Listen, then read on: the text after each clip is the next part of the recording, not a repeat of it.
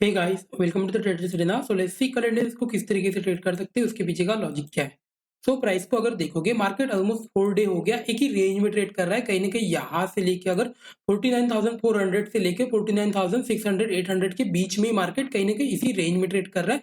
कहीं पे भी ज्यादा मोमेंटम दिख नहीं रहा है 4 दिनों से। अब भी कहीं ना कहीं मार्केट को मूव करना चाहिए, एक्सपायरी आने वाला है। और जनरली क्या होता है ना, मार्केट जब भी पूरा वीक मूवमेंटम ना करे तो जनरली एक्सपायरी के दिन मूवमेंटम करता है। तो देर आर चांसेस, हाँ देखो प्रोबेबिलिटी है, देर आर 70% चांसेस कि हो सकता है कल मोमेंटम करे, या तो फिर हो सकता है कल मार्केट फिर से साइडवेज हो जाए, थोड़ा बहुत मूव करे, लेकिन फिर उसके मतलब नेक्स्ट डे मार्केट फिर मोमेंटम करेगा। तो कहीं ना कहीं आने वाले 1 या 2 दिन में कहीं ना कहीं हमें एक मोमेंटम मिलने वाला है। तो कल ही थोड़ा एक्सपेक्ट कर रहा हूँ, बिकॉज ये एक्सपायरी अगर देखोगे, मार्केट यहाँ से स्टार्ट हुआ था, ये एक्सपायरी में अगर देखोगे लास्ट 4 डेज से कोई बड़ा मोमेंटम मार्केट में है नहीं। मार्केट ओपन होता है, सेम 100-200 पॉइंट के रेंज में ट्रेड करता है, फिर से ओपन हुआ, सेम 100-200 पॉइंट के रेंज में मूव किया, फिर से ओपन हुआ, 100-200 पॉइंट के रेंज में मूव किया, फिर से रेंज में रह गया, अभी भी फिर से ओपन हुआ, 100-200 पॉइंट के रेंज में रेंज बाउंड रह गया। तो अभी किस तरीके से प्लान कर सकते हैं, देखो कहीं ना कहीं एक ट्रेंडिंग मार्केट डेफिनेटली आने वाला है मार्केट में 1 या 2 दिन में। बिकॉज जिस तरीके से स्टॉप लॉस जा रहे हैं, कहीं ना कहीं मार्केट को मोमेंटम करना चाहिए।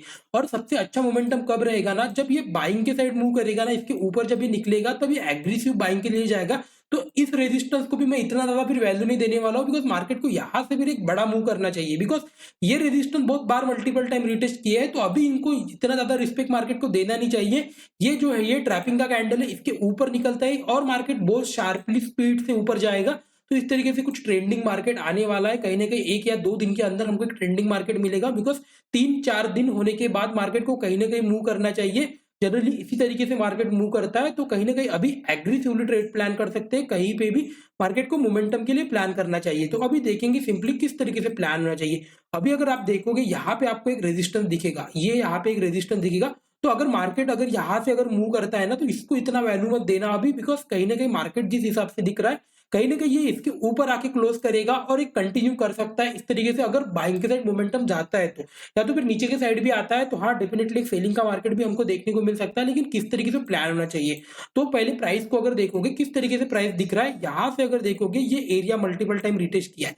यहाँ पे हम कल प्लान कर रहे थे कि यहाँ से हम एक सेलिंग के लिए प्लान कर सकते हैं। मार्केट ओपन हुआ, मार्केट ने नीचे ब्रेक तो किया, लेकिन कहीं ना कहीं फिर से रिवर्स हो गया, स्टॉप लॉस कहीं ना कहीं हिट हुआ होगा। एंड नो वरी, कोई इश्यू नहीं है। देखो ऑब्वियसली इतना बड़ा प्रॉफिट मिलने के बाद अगर ये छोटे छोटे स्टॉप लॉस 2-3 हिट भी होते हैं, तो कोई इश्यू नहीं है। बिकॉज इस तरीके से ही मार्केट चलता है। आपको एक बड़ा टारगेट मिला होगा यहाँ पे, कहीं ना कहीं 3-4 हजार पॉइंट ऑब्वियसली अकाउंट में आए होंगे। और उसके बाद अगर आप देखोगे 100-200-300 पॉइंट, हो सकता है आपको 300-400 पॉइंट गए भी होंगे। तो इसी तरीके से मार्केट मूव करेगा, 300-400 पॉइंट जाने वाले हैं। तो लेकिन फिर से अभी एक ट्रेंडिंग मार्केट आएगा, तो फिर से आपको कमाने के लिए टाइम आने वाला है। बिकॉज अगर इस मतलब साइडवेज मार्केट में आपने अगर पैसे दिए, तो डेफिनेटली ट्रेंडिंग मार्केट जब भी आएगा आपको वो कैप्चर करना पड़ेगा, अदरवाइज अकाउंट ग्रो नहीं हो पाएगा। इसी तरीके से वर्क करता है। जब भी ट्रेंडिंग मिला चाहे मिल जाए, उसके बाद में भी आप क्वांटिटी कम करके ट्रेड प्लान करो, कोई इश्यू नहीं।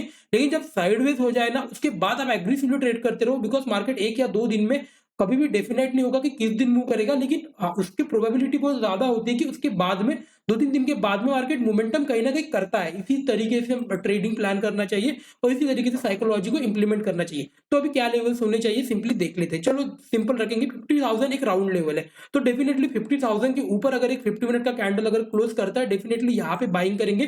49,000 से 850 का स्टॉप लॉस रखेंगे, ज्यादा से ज्यादा 800 का स्टॉप लॉस। उससे ज्यादा स्टॉप लॉस देना नहीं है, 200 पॉइंट का एक स्टॉप लॉस रखेंगे। अगर मार्केट यहाँ पे 50,000 को ब्रेक करता है, या तो 50,000 के ऊपर एक क्लोज करता है, तो उसी सेम कैंडल का एसएल डाल के रख देना। इतना भी कर सकते हो। अगर वो कम पॉइंट में बनता है तो उसको डाल सकते हो, अदरवाइज ज्यादा से ज्यादा अगर बहुत बड़ा एसएल दिख रहा है, तो कहीं ना कहीं 150 पॉइंट का एसएल डालना, उससे ज्यादा और डालने की जरूरत नहीं है। ओके, आई होप पॉइंट आपको समझ में आएंगे। अगर मार्केट बाइंग के साइड निकलता है, तो डेफिनेटली ये सब लेवल्स आपको दिखने वाले हैं आने वाले टाइम में। तो मार्केट में यहाँ तक एक पहला टारगेट तो हमारा यहाँ तक ही रहेगा। लेकिन अगर मार्केट यहीं पे बना रहता है और बहुत बड़ा अगर रिवर्सल नहीं आता है, तो कहीं ना कहीं मार्केट फिर ऊपर के साइड में बड़ा मोमेंटम करेगा। बिकॉज 3-4 दिन से अगर मूव नहीं किया है, तो डेफिनेटली एक बाइंग का मोमेंटम आने वाला है। लेकिन निफ्टी बैंक को अगर देखोगे, निफ्टी बैंक कहीं ना कहीं नेगेटिव ओपन हो रहा था। वेयर निफ्टी 50 को देखोगे, ये नेगेटिव नहीं ओपन हो रहा है, ये हमेशा पॉजिटिव ओपन हो जाता है। तो कल थोड़ा मैं एक्सपेक्ट कर रहा हूँ कि मार्केट थोड़ा हो सकता है नेगेटिव ओपन हो सकता है निफ्टी 50 नेगेटिव ओपन हो, निफ्टी बैंक थोड़ा सा पॉजिटिव ओपन हो। जनरली हो जाता है इस तरीके से भी। मोस्टली टाइम तो नहीं होता है, लेकिन होता है कभी कभी। तो मैं एक्सपेक्ट कर रहा हूँ कि निफ्टी थोड़ा नेगेटिव कल ओपन हो सकता है, पर देखते हैं किस तरीके से प्लान हो चाहिए। चलो अगर निफ्टी बैंक अगर नेगेटिव ओपन हुआ, चलो लेट्स सी कि अगर ये फ्लैट खुला, फ्लैट खुल के अगर ये नीचे भी ब्रेक कर रहा है ना, तो ये लेवल अभी बहुत ज़्यादा बार मल्टीपल टाइम रिटेस्ट हो चुकी है, तो ये लेवल भी अभी होल्ड नहीं कर पाएगी। तो हो सकता है मार्केट फिर नीचे की साइड आए, तो ये सब लेवल्स हमको देखने को मिले। तो मार्केट में अगर कल ट्रेड प्लान करना है, तो कल एक ट्रेंडिंग के लिए प्लान करो, मतलब 1 या 2 दिन में हो सकता है आपको एक मोमेंटम मिले, तो एक ट्रेंडिंग के लिए प्लान करो। तो स्टॉप लॉस थोड़े मतलब स्टॉप लॉस रखने के बाद अगर मार्केट एक बार आपके मूव फेवर में मूव कर जाए, तो बेटर है थोड़ा-सा मतलब प्राइस एक्शन के हिसाब से लोअर लो के पास में स्टॉप लॉस को इस तरीके से थोड़ा मतलब पेंडिंग रखो। हो सकता है मार्केट बिकॉज़ अगर इतना मार्केट स्टॉप रेंज में ट्रेड किया है, तो कहीं न कहीं आपको टारगेट बड़े देने चाहिए। इस बार ये 200-300 पॉइंट मूव करके टारगेट लेना इस तरीके से प्लान नहीं होना चाहिए। ये कब प्लान रहता है कि 200-300 पॉइंट मिल जाएँगे, जब मार्केट ऑलरेडी ट्रेंडिंग गया है और अगर दूसरे दिन फ्लैट खुल के अगर ऊपर की साइड निकल रहा है, तो वहाँ पे 200-300 पॉइंट का टारगेट ठीक है, because we know market already trending हुआ है।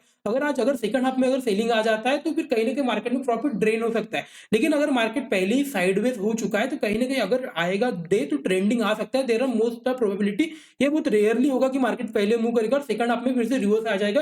ये थोड़ा रेयरली होगा, जबकि मतलब ये कब नहीं रेयरली होगा, जब मार्केट पहले ही साइडवेज हो चुका है। आई होप पॉइंट आपको समझ में आ रहे हैं। तो सिंपल रखेंगे, अगर नेगेटिव खुलता है, नेगेटिव खुला, जस्ट वेट फॉर इट। क्या मार्केट ऊपर के साइड जा रहा है? अगर मार्केट ऊपर के साइड जा रहा है, नीचे नहीं आ रहा है, इसी लेवल में अगर यहाँ पे अगर मार्केट यहाँ इस लेवल को डबल रिटेस्ट नहीं करता है और यहाँ से एक डब्ल्यू पैटर्न बना रहा है, तो फिर एक बाइंग के लिए प्लान कर सकते हो। लेकिन थोड़ा सा मैं 50,000 के ऊपर ही एग्रेसिव बाइंग के लिए प्लान कर सकता हूँ, बिकॉज मार्केट कहीं ना कहीं यहाँ पे एक ही रेंज में ट्रेड कर रहा है। तो 50,000 मेरे लिए एक राउंड लेवल हो सकता है, या तो फिर मैं कल थोड़ा सा एग्रेसिव इस तरीके से भी जा सकता हूँ कि एक प्राइस एक्शन अगर 50 मिनट का डब्ल्यू पैटर्न यहाँ पे मिल जाता है, अगर नीचे गैप डाउन ओपन होता है, तो मैं वहां पे भी ट्रेड के लिए प्लान कर सकता हूँ, बिकॉज मुझे कहीं ना ट्रेंडिंग मार्केट एक्सपेक्ट कर रहा हूँ। तो कहीं ना कहीं ट्रेंडिंग मार्केट आना चाहिए, और यहाँ से अगर आप देखोगे इस तरीके से आपको एक ट्रेंड लाइन भी दिखेगा। तो डेफिनेटली अगर मार्केट यहाँ पे इस तरीके से ट्रेंड लाइन को ब्रेक करता है, तो एक बाइंग का मोमेंटम आपको मिल सकता है। आई होप पॉइंट आपको समझ में आ रहे हो। लेकिन वेयर अगर मार्केट नेगेटिव खुला, नेगेटिव मतलब नेगेटिव ही खुला, लेकिन नेगेटिव खुलने के बाद अगर मार्केट थोड़ा सा ऊपर गया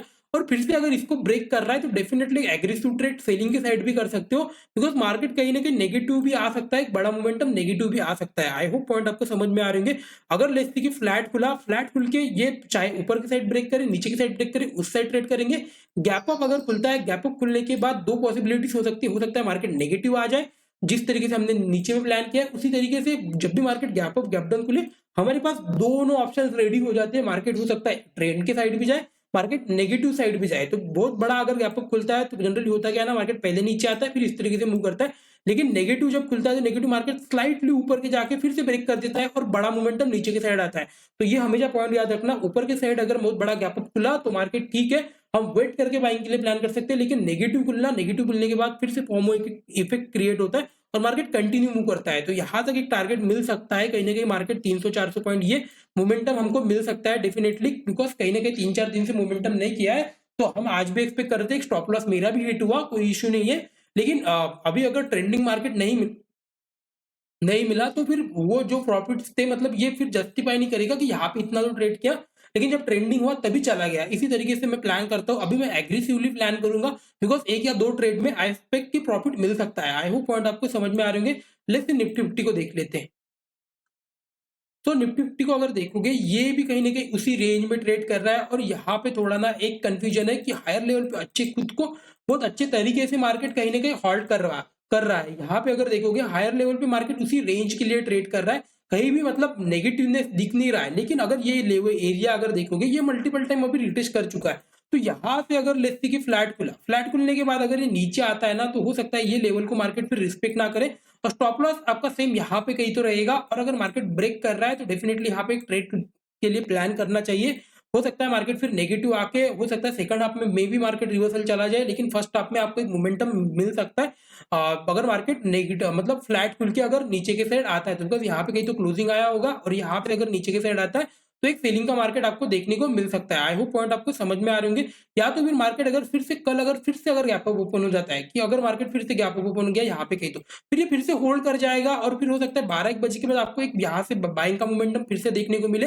और मार्केट यहाँ पे ये मल्टीपल टाइम रिटेस्ट कर चुका है यहाँ पे भी, तो यहाँ से अगर ऊपर के साइड निकलता है, तो एक 50 मिनट का कैंडल पे हम यहाँ पे ट्रेड प्लान करेंगे, जो कि 350 360 के आसपास हम एक ट्रेड के लिए प्लान कर सकते हैं। 350 के ऊपर एक 50 मिनट का कैंडल क्लोज करने दो, उसी के बाद ट्रेड प्लान करेंगे और 350 के आसपास एक स्टॉप लॉस डालेंगे। कुछ बड़ा स्टॉप लॉस नहीं, 30-40 पॉइंट का मैक्सिमम सेल हो जाना चाहिए और वहां से हम होल्ड करेंगे, देखेंगे क्या मार्केट बड़ा मोमेंटम करता है। अगर बड़ा मोमेंटम करता है तो यहाँ से डेफिनेटली होल्ड करके लेके जाना चाहिए।